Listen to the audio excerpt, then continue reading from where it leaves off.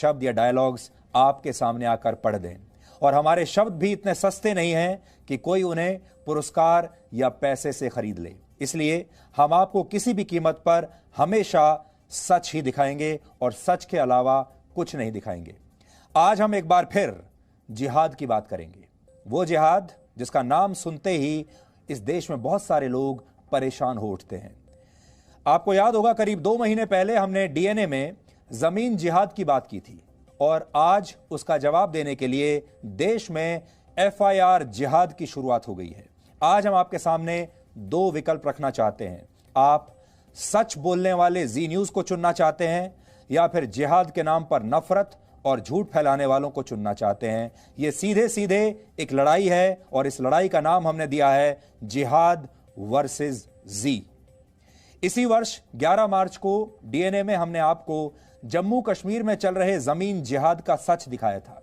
आंकड़ों के आधार पर दिखाया था, तथ्यों के आधार पर दिखाया था। हमने आपको जिहाद का एक चार्ट भी दिखाया था और आपको बताया था कि कैसे भारत में सिर्फ आतंकवादी ही जिहाद नहीं फैला रहे हैं, बल्कि एक पूरा के पूरा खास वर्ग ऐसा है जो वैचारिक स्तर पर इस जिहाद को फैला रहा है।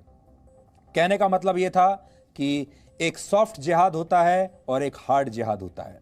देश को जिहाद का सच दिखाना हमारा शायद सबसे बड़ा गुनाह था, क्योंकि कुछ लोगों को यह सच पसंद नहीं आया। ऐसे ही कुछ लोगों ने मेरे खिलाफ केरल में जाकर गैर जमानती धाराओं में एक एफआईआर दर्ज करा के मुझे इसकी सजा देने की कोशिश की है। सीधे सीधे ये बताने की कोशिश की है कि अगर जिहाद का नाम लोगे तो सीधे जेल जाओगे। अब आप सोचिए, यह खबर हमने आपको दिखाई थी जम्मू से और एफआईआर दर्ज हुई है केरल में। केरल में क्यों? 11 मार्च को डीएनए में जमीन जिहाद पर दिखाए गए कार्यक्रम को आधार बनाकर केरल के कोझिकोड में मेरे खिलाफ एक गैर जमानती एफआईआर दर्ज हुई। केरल वामपंथियों का गढ़ माना जाता है, आप सब जानते हैं, और अर्बन नक्सल्स ने इसी का फायदा उठाते हुए यह एफआईआर वहां जाकर दर्ज करवाई है, वो भी एक ऐसे संगठन के द्वारा जो कि राजनीतिक संगठन है। इस एफआईआर में मुझ पर यह आरोप लगाया गया है कि मैंने मुस्लिम समुदाय की धार्मिक भावनाओं को आहत करने की कोशिश की है। जी न्यूज पर यह आरोप है कि जी न्यूज ने मुसलमानों के धार्मिक भावनाओं को आहत किया है। हमारे देश में अभिव्यक्ति की आजादी की बड़ी बड़ी बातें की जाती हैं और कहा जाता है कि एक लोकतांत्रिक देश में सबको अपनी बात कहने का अधिकार है, लेकिन हमारे देश में मौजूद एक गैंग अभिव्यक्ति की आजादी के नाम पर उन्होंने दुकानें तो बड़ी बड़ी खोल रखी हैं, लेकिन यह गैंग सिर्फ वही सुनना चाहता है जो उसे पसंद है। जो इस गैंग के खिलाफ बात करता है उसे कानून का दुरुपयोग करके सीधे जेल भेजने की तैयारी कर ली जाती है। ये वो लोग हैं जो अक्सर लोकतंत्र की दुहाई देते हैं, कहते हैं लोकतंत्र में किसी के बीच भी मतभेद हो सकते हैं। आपने भी यही सुना होगा, लोकतंत्र की सबसे बड़ी खूबसूरती यह है कि लोग आपस में एक दूसरे से मतभेद रख सकते हैं, एक दूसरे से मन की बात कह सकते हैं, लेकिन जब कोई इनके खिलाफ राय रखता है या इनका विरोध करता है तो ये लोग उसके खून के प्यासे हो जाते हैं। तो फिर ये किस बात का लोकतंत्र है? ये लोग नक्सलियों की विचारधारा का भी समर्थन करते हैं और आतंकवादियों को भी वैचारिक प्रोत्साहन और प्रोटेक्शन देते हैं। वैसे तो ये लोग उस विचारधारा के समर्थक हैं जो विचारधारा धर्म को एक नशा मानती है। इस बात पर आप ध्यान दीजिएगा, धर्म को इन लोगों ने एक नशा बना दिया है और आज ये लोग पूरे देश को इसी नशे का गुलाम बनाने पर तुले हुए हैं। हमारे खिलाफ दर्ज की गई एफआईआर उस सच को आपके सामने रखने की सजा है जिसे कोई सामने लाना नहीं चाहता था, क्योंकि यह सच लाना बहुत मुश्किल काम है। कौन इन परेशानियों में पड़ेगा? कौन अपने खिलाफ एफआईआर दर्ज करवाएगा? कौन अदालतों के धक्के खाएगा?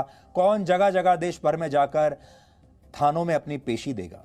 और इसके और भी बहुत सारे नुकसान हैं, जैसे आपको जीवन भर कोई पुरस्कार नहीं दिया जाएगा। बहुत सारे मीडिया संस्थान ऐसे हैं जहां जीवन भर आपको कभी नौकरी नहीं मिलेगी। यह आतंकवादियों के इशारों पर काम करने वाली वो लॉबी है जो चाहती है कि देश में सिर्फ एक ही धर्म के पास सारी आजादी हो।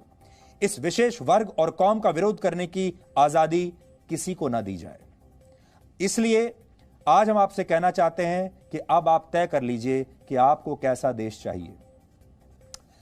यह एफआईआर केरल के एक वकील ने दर्ज कराई है और यह वकील केरल में ऑल इंडिया यूथ फेडरेशन यानी AIYF का ज्वाइंट सेक्रेटरी है। AIYF वामपंथी विचारधारा का समर्थन करने वाली एक राजनीतिक संस्था है।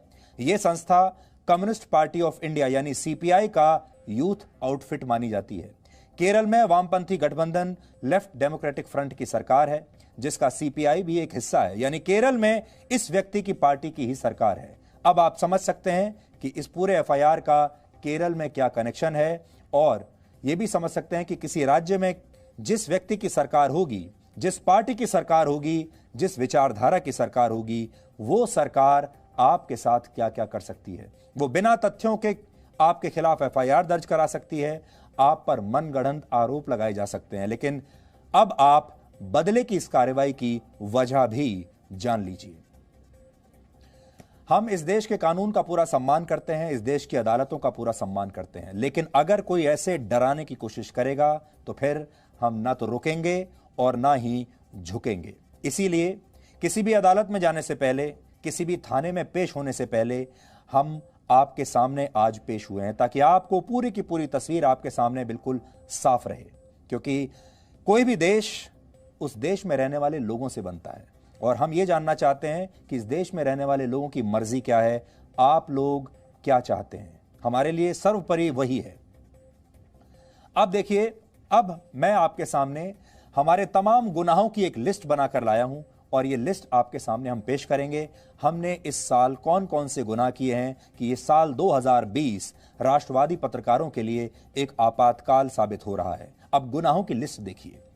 इस साल 11 मार्च को DNA में हमने आपको एक ऐसा सच दिखाया जिस पर वर्षों तक पर्दा डालकर रखा गया था। हमने अपने इस शो में सारे तथ्यों और सबूतों के साथ आपको बताया था कैसे जम्मू कश्मीर में एक कानून की आड़ में, जिसे रोशनी एक्ट कहते हैं, इस कानून की आड़ में धर्म के आधार पर जनसंख्या को बदलने की कोशिश होती रही, और सरकारें इसे रोकने की बजाय इसे प्रोत्साहन देती रही। हमने आपको तथ्यों के साथ यह सच बताया था कि कैसे सरकारी जमीन पर मालिकाना हक देने वाले रोशनी एक्ट के तहत जम्मू में 25,000 लोग बसा दिए गए, जबकि कश्मीर में सिर्फ 5,000 लोगों को बसाया गया। सबसे ज्यादा हैरान करने वाली बात यह थी उस रिपोर्ट में कि हिंदू बाहुल्य जम्मू में जिन 25,000 नए लोगों को सरकारी जमीन का कब्जा दिया गया, उनमें से ज्यादातर मुसलमान थे। इसी तथ्य के आधार पर हमने ये सवाल उठाया था, क्या इतने वर्षों तक जम्मू की हिंदू बाहुल्य आबादी को मुसलमान आबादी से बदलने की साजिश होती रही है। और उसी शो में हमने जिहाद का एक चार्ट भी आपको दिखाया था और बताया था कि कैसे एक तरफ आतंकवादी कट्टर जिहाद फैला रहे हैं और दूसरी तरफ कुछ वैचारिक जिहाद फैलाने में जुटे हैं। जिहाद दो तरह के होते हैं, ये हमने आपको उसी शो में बताया था, और यही बात इस वर्ग को बहुत चुभ गई। कल कश्मीर में आतंकवादी रियाज नाइकू सेना के हाथों मारा गया था। रियाज नाइकू कट्टर जिहाद यानी हार्ड जिहाद फैला रहा था। यह अपने आप को जिहादी कहता था, और उसकी मौत के बाद उसके समर्थक सॉफ्ट जिहाद यानी वैचारिक जिहाद फैला रहे हैं। अब आपको ये अंतर समझ में आ जाएगा। ये जो आतंकवादी था, ये बंदूक के जरिए जिहाद कर रहा था, इसे हार्ड जिहाद कहेंगे। और वैचारिक जिहाद फैलाने वाले इस आतंकवादी को एक दर्जी का मासूम बेटा बुला रहे हैं। कोई इसे नेता कह रहा है, कोई इसे विद्रोही कह रहा है, कोई इसे मिलिटेंट कह रहा है, कोई इसे कमांडर कह रहा है। किसी की नजर में यह आतंकवादी गणित का अध्यापक था, तो किसी के लिए वो एक शानदार पेंटर था, और इसी को वैचारिक जिहाद कहते हैं। और जब हम वैचारिक जिहाद फैलाने वालों को एक्सपोज करते हैं तो ये लोग तिल मिला जाते हैं, और ये पॉलिटिकल FIR उसी का नतीजा है। अब आपको समझ में आ गया होगा, जो मारा गया आतंकवादी ये हार्ड जिहादी था, और जो लोग अब उसका महिमा मंडन कर रहे हैं, जो लोग उसके बारे में शानदार भाषा का इस्तेमाल कर रहे हैं, जो लोग उसे शहीद बता रहे हैं, ये लोग इसे कहते हैं सॉफ्ट जिहाद। जिस दिन हमने जिहाद का चार्ट आपको दिखाया, हमने उसी दिन यह साफ कर दिया था कि जिहाद पर हमारे विश्लेषण किसी धर्म को लेकर नहीं है, सिर्फ उन लोगों के लिए है जिनके इरादे नापाक हैं, जो इस देश को तोड़ना चाहते हैं, जिनकी विचारधारा कट्टर है, जो लोग देश को एक रखना चाहते हैं, जो लोग इस देश को तोड़ना नहीं चाहते हैं। ये डायग्राम उनके लिए नहीं है। ये बात हमने उस दिन भी स्पष्ट की थी, और आज आगे बढ़ने से पहले ये जो स्पष्टीकरण मैंने उस दिन दिया था, मैं आप सबको भी सुनवाना चाहता हूं। आप भी सुनिए। जिहाद को आप ये मत समझिए कि जिहाद सिर्फ हथियारों से लड़ाई जाएगी।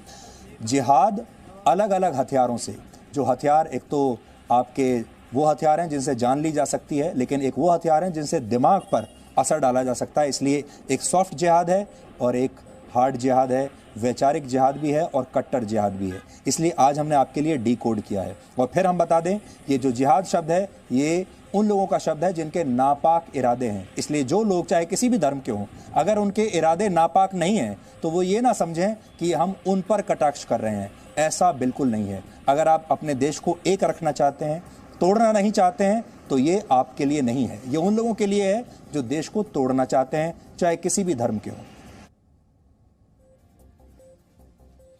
इस जिहाद का जो सीधा सीधा मतलब है वो उन लोगों से है जो इस देश को तोड़ना चाहते हैं। ये बात हमने उस दिन भी कही थी और हम आज भी कह रहे हैं। इसलिए अब बड़ा सवाल ये आता है कि देश अब दो वर्गों में बंट चुका है। एक वर्ग उन लोगों का है जो जान गंवाने वाले सैनिकों को शहीद मानते हैं, शहादत देने वाले हमारे वीर जवानों को शहीद कहते हैं, और दूसरा वर्ग उन लोगों का है जो मासूमों का खून बहाने वाले आतंकवादियों को अपना नायक मानते हैं और इन आतंकवादियों को शहीद कहते हैं। अब आपको यह चुनना है कि आप किस वर्ग को चुनना चाहते हैं। आपको तय करना है आप कैसा देश बनाना चाहते हैं। अगर देश विरोधियों की चली तो इस देश में आतंकवादियों की याद में अब स्मारक बनाए जाने लगेंगे, उनकी बंदूकों और वर्दियों को म्यूजियम्स में रखा जाने लगेगा और आप आतंकवाद के इतिहास को कुर्बानी का इतिहास मानने पर मजबूर कर दिए जाएंगे। अब तक आप समझ गए होंगे कि जिहाद पर हमारा सच इन लोगों को इतना बुरा क्यों लगा।